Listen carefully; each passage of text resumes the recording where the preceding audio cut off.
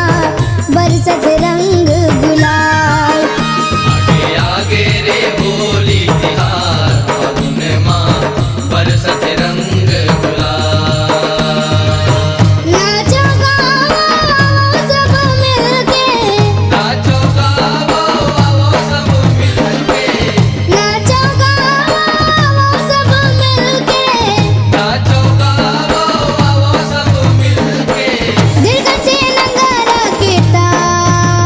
आगे आगे रे होली तिहार फागुन माँ बरसत रंग गुलाल।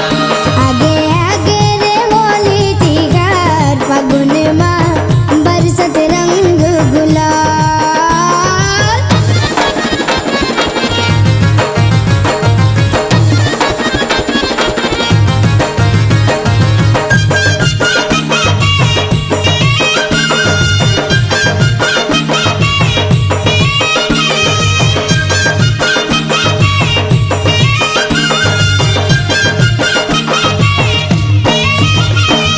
दया माया के रंग मरंगे छत्तीसगढ़ के माटी, एकता प्रेम भाईचारा हवे सुगर ठाठी। हवे सुकर खाती जी हवे सुकर खाती दया के रंग मरंगे छत्तीसगढ़ के माटी।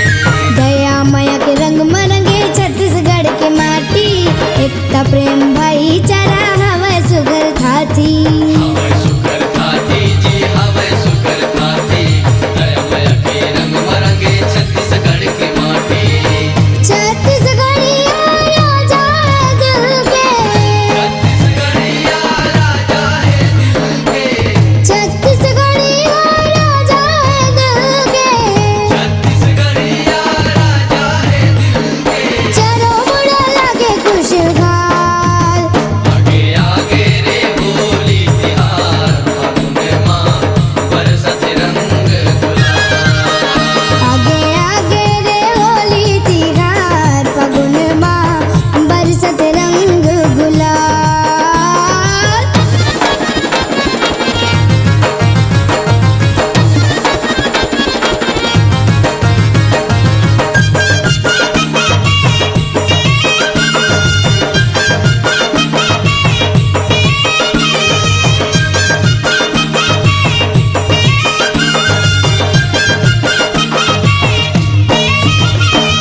लहरा लहरा के नाच गेहूं के बाली, आमा मऊर मकुट सोहे से मर फूल लाली। सिमर फूल लाली जी सिमर फूल लाली अमर मोर मुकुट सोए सिमर फूल लाली। लहरा